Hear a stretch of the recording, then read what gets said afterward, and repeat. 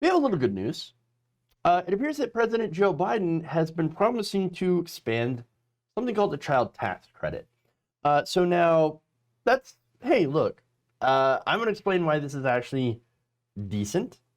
And so it appears that senior Democratic lawmakers are actually looking to do this, but not like in the normal, because you know the problem with like tax credits, right?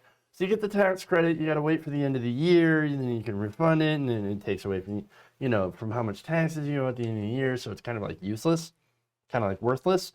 Well, it turns out this is not what they're planning to do, at least from what I've seen so far.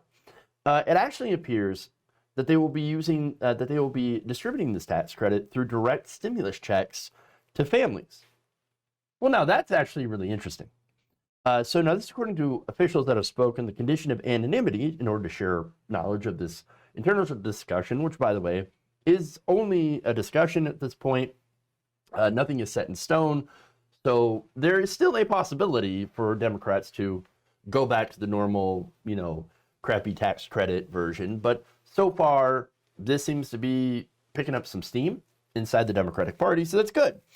So now, under one draft of the plan being discussed, the IRS would actually be tasked with depositing checks worth $300 a month per child younger than 6, as well as $250 a month per child aged 6 to 17. So that would be $3,600 over the course of a year for younger children, $3,000 a year for older children. That's not bad. I mean, again, could the amounts be better? Could the amounts be bigger? Of course. Could it be better? As I said before, it could be better. But is it bad? Not necessarily. So, all right. So let me give you some details. This is from Jeff Stein, writing for the Washington Post. Quote, unlike stimulus checks, the Biden administration and Democratic lawmakers are hoping to make the child benefits permanent that would continue in future years, according to 3 senior Democratic officials. So it's not just it's not just pandemic relief. It's like, we're just going to start giving you money for having kids. And like, if you have a family, we're literally going to just give you cash. Oh, all right. Hey, why not?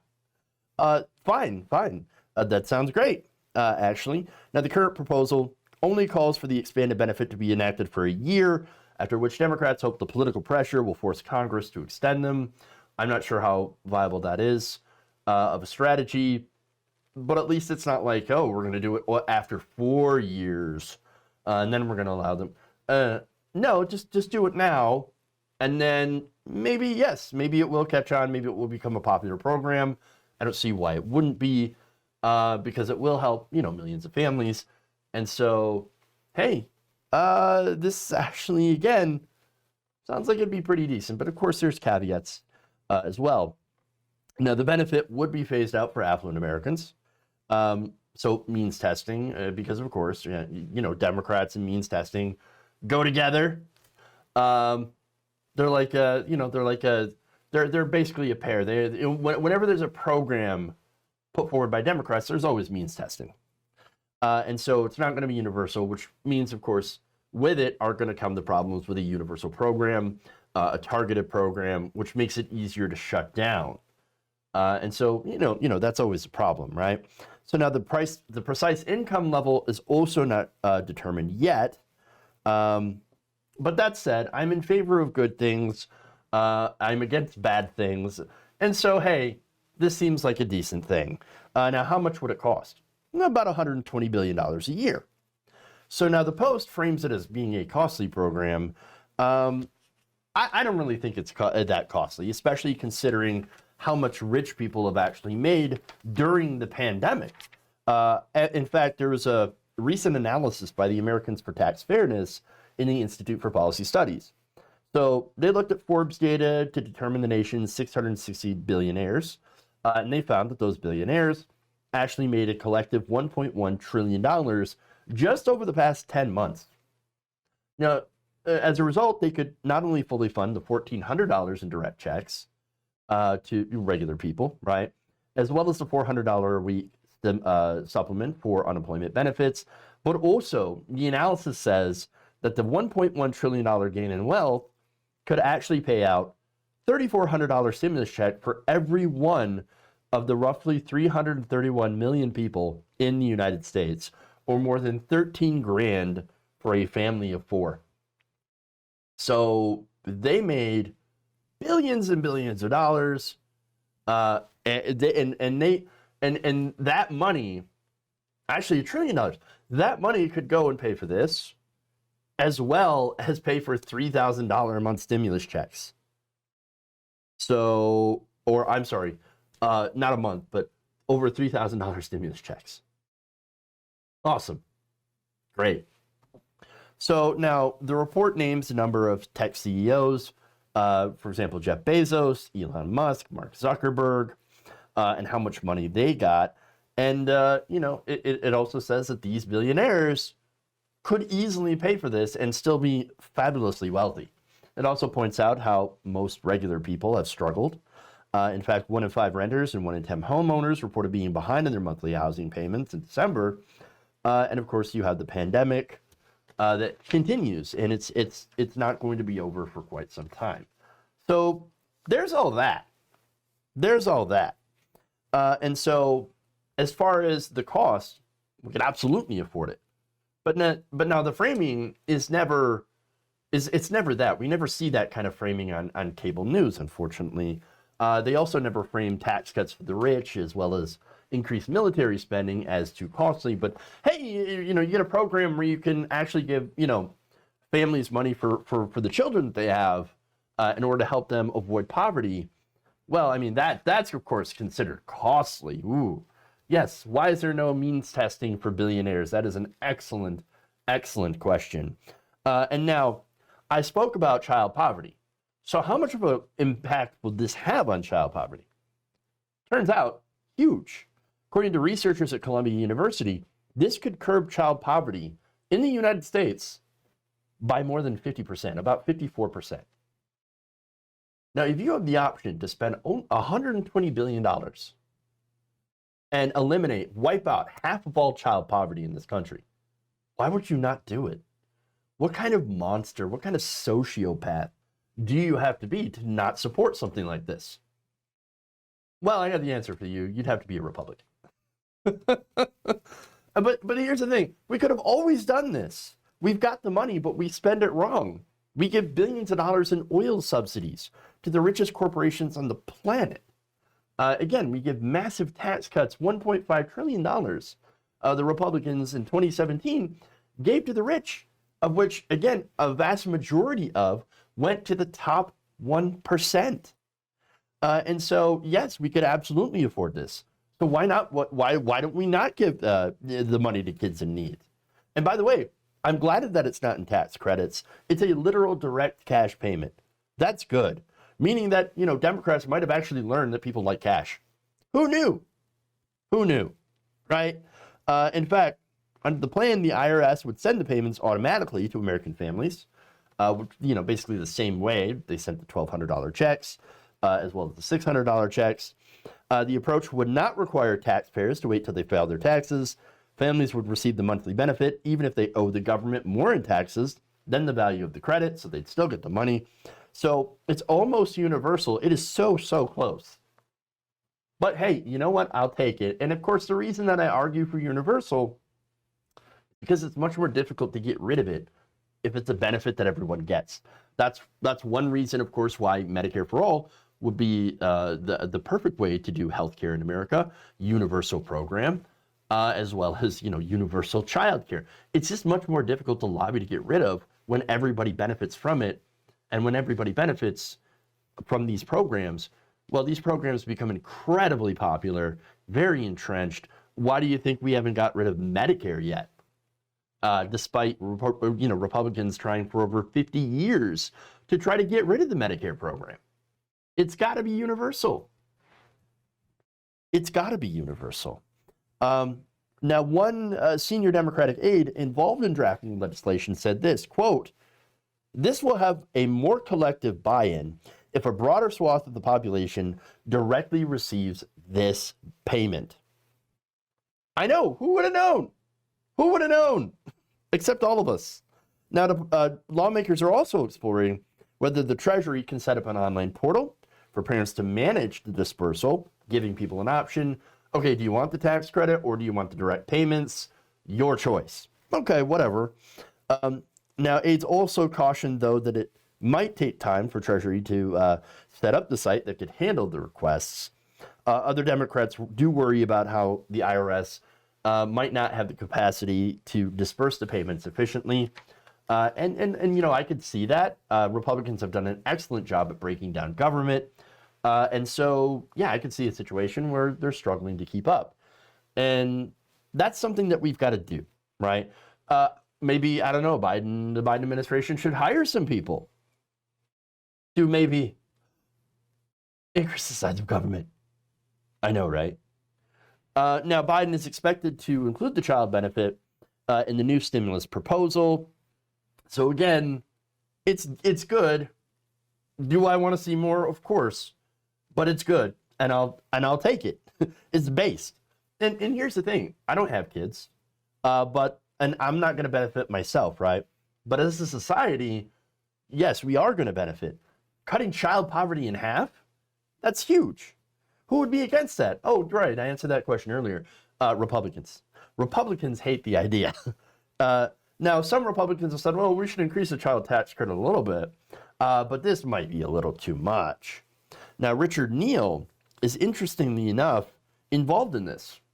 Now, I'm not a fan of Richard Neal. He's a corporate Democrat, but in this, you know, he actually has been spearheading this. He's been writing this, as well as Sherrod Brown, Michael Bennet. And so, again, you know I have my issues with establishment Democrats, but if they actually do get this done, think about the precedent it's going to set. Now you're sending families a monthly check just for having a family, having kids, just by virtue of having a family. What do you think that's going to lead to? Oh, that's going to lead to an acceptance of a UBI program. That's what's going to happen. And so that's a good thing. Now, there are caveats, of course, and that's, of course, how you get this passed. Biden, again, is pushing this in the stimulus measure, which means you would have to do either one of two things. You'd have to get some Republicans to sign on or face a filibuster, or do it through budget reconciliation, which you've got to get it through, of course, Joe Manchin. So that's a problem. Not only that, but it's only a $1,400 stimulus as far as the payments are concerned with the broader package. And then, of course, there's the timing on this. Some people say that we'll not be able to get out the door until about March. And so, you know, there's some issues. And of course, since this is just a draft piece of legislation, it's not even in the bill yet. Okay? It could end up being changed. The benefit could end up being reduced. It could be left out of the final bill. And so there's all of that. And again, Republicans are saying we're not at all in favor of this. In fact, we're giving too much assistance to people who are quote unquote not working.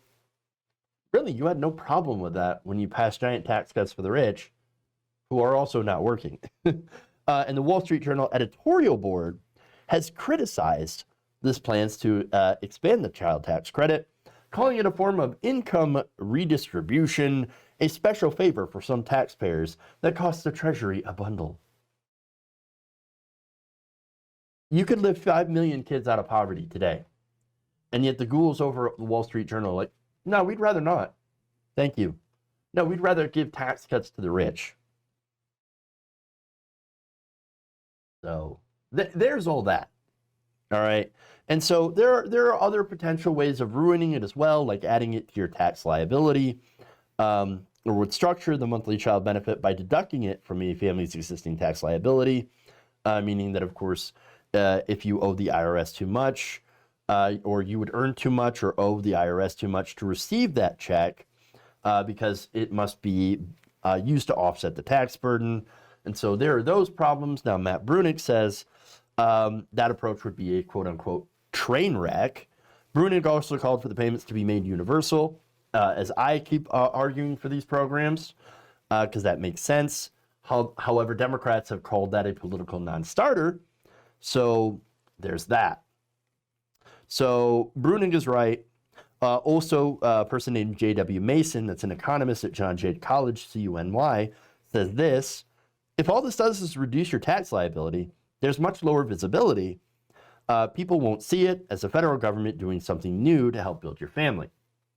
For this to build political constituency, people need to see that they're benefiting from it. Yes, 100%. So Democrats need to ignore their, and unfortunately, too many Democrats have this mindset still of we need to be, fiscally sound. We can't go big and bold because we need to be careful. We need to get Republican votes too, and so that means we can't spend it. We got to be targeted, like Suzanne Collins was talking about with the $1,400 stimulus. It needs to be targeted just a little bit more. We need to target. Democrats, you've got to ignore that. Ignore the idiot Republicans and the Joe Manchins and the fiscal hawks of the party, and just go bold. Believe me, it actually will do a lot of good. It's a good idea, and it will be an amazing idea if we actually do it right. In fact, James Illiak, an economist who studies welfare policy at the University of Kentucky, noted this: the design of these things needs to be made transparent to the taxpayer and try to minimize any sense of confusion, which of course would make it more popular. If people understand how it works and it's simple, you just get the money and that's it. You don't have to do anything extra at tax time to try to offset it or anything like that. Then that's a political winner. People like simplicity. Now, Biden officials have not said how it will be structured or allocated, and the plan was very light on details, as I said before. So, look, again, all the caveats aside, I'm actually feeling a little positive of this idea. I know. Maybe I should temper my enthusiasm here, curb my enthusiasm, as you will, right? Because Democrats do know how to steal defeat from the jaws of victory. I'll get to that in another story. But at the same time, all right, it could, again, lead to, if it's done right, positive things when it comes to, for example, structuring a UBI payment. But I am afraid that Democrats, being Democrats, are going to be too sheepish, too afraid, too technocratic to actually try to go with the best, boldest action. And so that is the issue. Too many rules, too much means testing, unclear rules, that could break this whole thing down. And so it could be either be good or it could be self-sabotage. I like the idea though. So let's do it. And maybe, I don't know, maybe Democrats need a little encouragement, right? A little positive encouragement. So maybe call your reps, talk about this plan and be like, hey, I support this child tax credit for families as a direct stimulus check. So let's do it. And hopefully, that will be enough to, get them, to show them that they have support and that it will help them stay in power. Because ultimately, yes, Democrats do like to serve their donors just like any politician, but they also need your votes. And this is a good way to get people's votes. If you enjoyed this video, please give us a like and share with your friends. You can subscribe and help out the channel by becoming a patron. It's patreon.com/Jeff Waldorf, or you can become a channel member as well by hitting the join button below.